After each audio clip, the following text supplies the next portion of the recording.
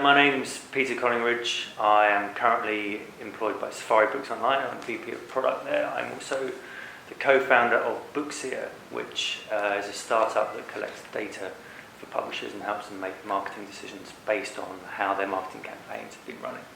I've been working in the publishing and technology industries for about 15 years. I was based in Edinburgh and London. I started out my career as an editor at a publishing house called Canongate Books. I then moved to, I ran my own company called Apt Studio, where we produced about 45 or 50 different digital projects for publishers. I then co-founded Enhanced Editions with some friends in 2008, and Enhanced Editions morphed away from making enhanced ebook apps into doing the data tracking that then turned into Bookseer.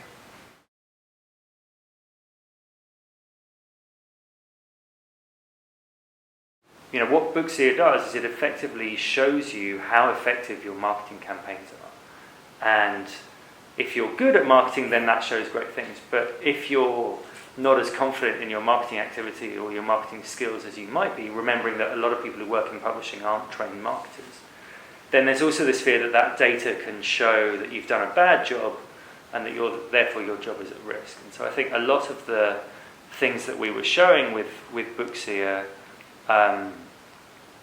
ultimately scared some people, and that was a barrier towards them adopting the service. As an entrepreneur, you have to have a completely unshakable belief in your company as having the power to change the world, right? And so, I think it's very easy to point the finger at publishers, but at the same time, you can't underestimate how hard it is for them. They're dealing with a lot of change, like the shift to ebooks from print, which I know Japan's going through at the moment. The Kindle store opened 6, 8, 10 months ago, something like this. It's all happening. That's a big enough shift on the one hand. That happened in Britain 15 years ago. We first had Amazon, and then ebooks came along 5 years ago. And that shift is really, really big.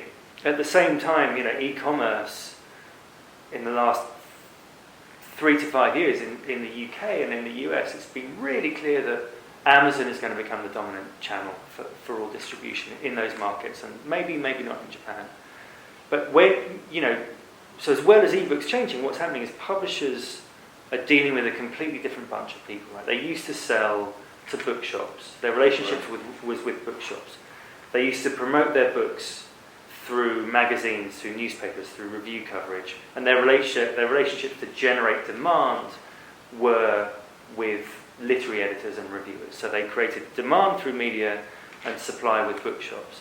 That's all moved to the internet now. And so effectively Amazon is this giant place where if you're lucky they will promote your book and some magic will appear. But effectively the demand creation is missing from the publishing landscape at the moment because the bookshops are dying, right? And so that's certainly the case in the UK and the US. So publishers are confronted with this challenge of how do we know how to acquire books, how to edit them, how to get them into Amazon or, well, effectively Amazon. But how do we make people want them? And, newspapers are disappearing, the power of newspapers is disappearing, the media landscape's fragmenting. And effectively what publishers are having to do is move from being a B2B business that sold books to bookshops and bookshops sold them on to becoming a B2C business. They have to make the demand happen with the consumers. And that is so much of a bigger change than just making ebooks and getting them into a B2B supply chain. Because, okay, you're not printing books, but you're still putting them into a supply chain. If you've got to do that and you've got to take control of demand creation as well, that's really difficult. And I think that's where Bookseer tries to come in, right? So it tries to say, it measures thousands and thousands of books, and it looks at them and it measures them on an hourly basis so that, like a seismograph, you can see what's happening. And the point of that is that if you can look retrospectively at things that have happened successfully or unsuccessfully in the past, you can predict what you'll do in the future. But I think publishers still want to publish with their gut instinct. They still say, well, we love this book. It's a first-time novelist, and we can get review coverage for it, and it'll sell. And that's just like gambling, right? So I think really, my side on this is publishers really need to focus on how they create demand for their titles in a highly changing media landscape. And secondly, how to create that demand in a repeatable way. How can they actually predict what they're going to do, rather than just throwing, $50 on red or whatever it's going to be.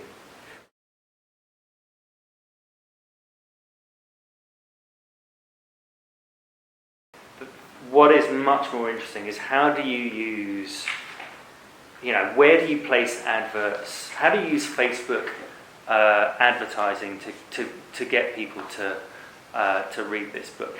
What's the intersection of understanding who's influential on Twitter, where there's a great blog post, and combination of pricing techniques and the time of year to publish this book that's going to create the perfect storm that people look at it. So one of the examples in the book is, we talk about, there was a book, it was like a kind of technology book that came out it was published by Penguin in the UK and the US, and there was all this media activity. It was called the filter bubble. There was all this media activity around it, but there was one event that made this book just shoot up the Amazon charts, and what it was Tim O'Reilly tweeted about it. Okay, now actually Tim O'Reilly tweeting about it didn't have that much of an effect, but Tim O'Reilly tweeted about an article on brainpickings.org where they did a kind of summary of the book,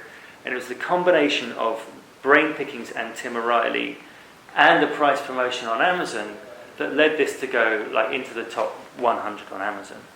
And there's just no there's just no way that a publisher would have known that stuff was happening without data tracking going on. They would have just seen this book going up in the charts. And what we realised is that if you had that data by this one author, you could then realise that for the next book that's coming out, perhaps about Google, or perhaps even for Dave Eggers' book at the moment, if you could get Brain Pickings to cover it, and you get somebody like Tim O'Reilly to tweet about it, that could be more effective than a Kakutani review in the New York Times, or something else that has always historically been the kind of the big ticket for it. So I think publishers tend to just look at the number of tweets and retweets mentioning their books, and they think that will be a linear relationship to the number of sales they get.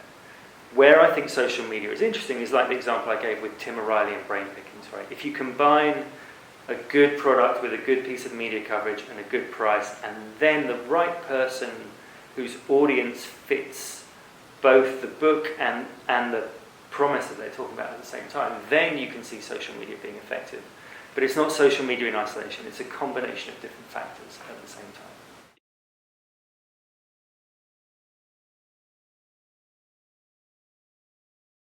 The people that I have met in the last 5 years who I believe show what the future of publishing looks like are not people that work in the publishing industry at the moment. So people like Evan, I haven't met him, but Evan Williams, who runs Medium. Before that he set up Twitter, before that he set up Blogger.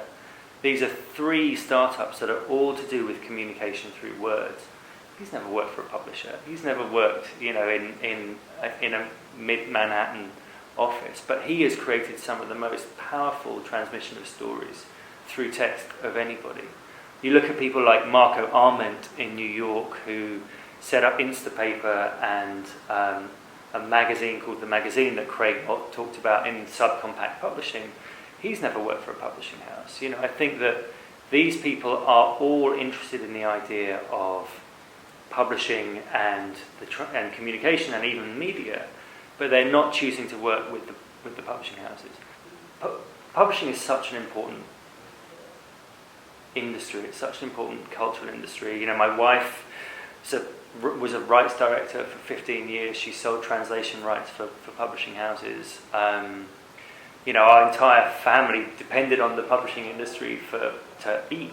And I may be frustrated, but I think if I didn't care, I wouldn't be frustrated, right? The thing is that I really care about the importance of the written language as a way of communicating ideas, being sustainable. I think my frustration, and it's true that I'm frustrated, I think my frustration comes from almost the view that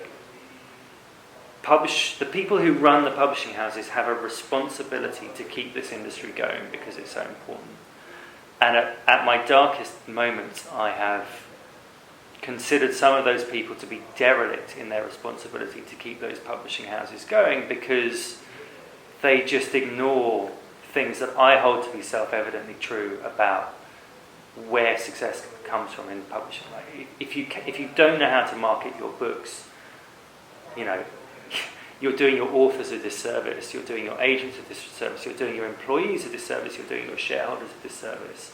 And it's not impossible to understand how to market books, right?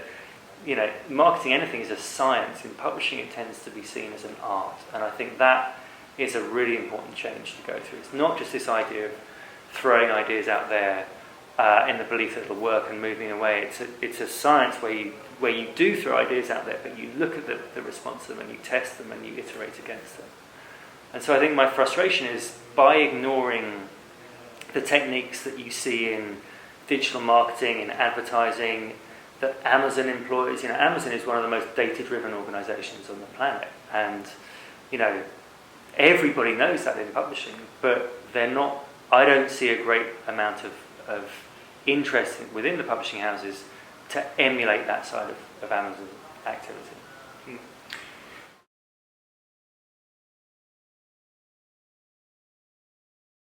Shall I write them on the board? Yes. Right, so there's a book called The Lean Startup by Eric Ries. It's in my bookshelf, I should read it. Okay, read that book. And read it as if you were a publisher thinking about how you would promote a book. It's a very challenging. It's very easy to reread it in 3 or 4 hours. There's a follow-up book by a guy who's a friend of Hugh's called his name is Alastair Crowell.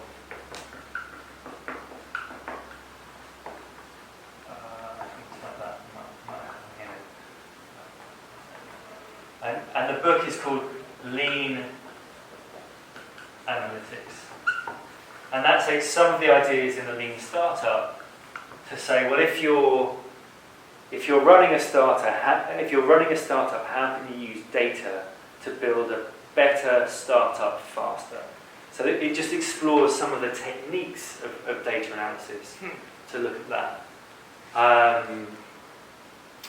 What else has there been? There's a whole series published by O'Reilly of these lean things. I think that's probably a good start. One other thing, there's a guy called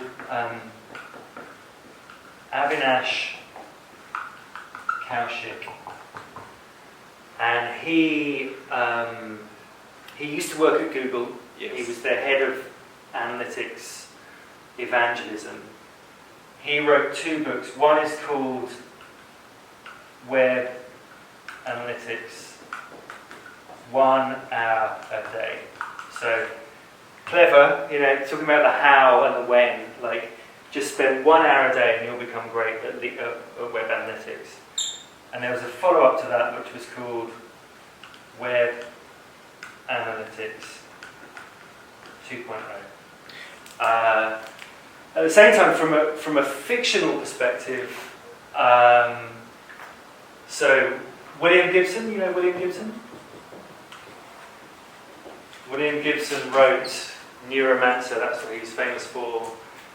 He wrote some, I just had it, what was it called?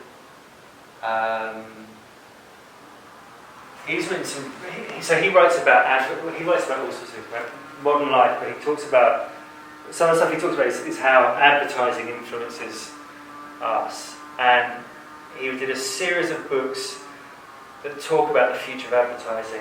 Oh, no, I've forgotten the name of it. It'll come back to me. And then the new Dave Eggers book, which is called The Circle.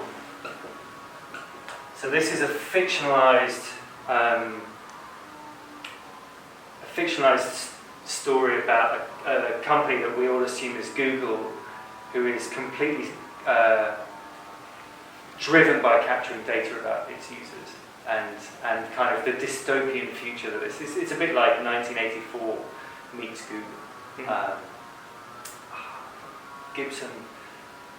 Oh, I'm so embarrassed. I can't remember. It was published in like 2008, I think. All of his last series of books with there's a character called Big End in it, and they're just genius books. So. I'll check them.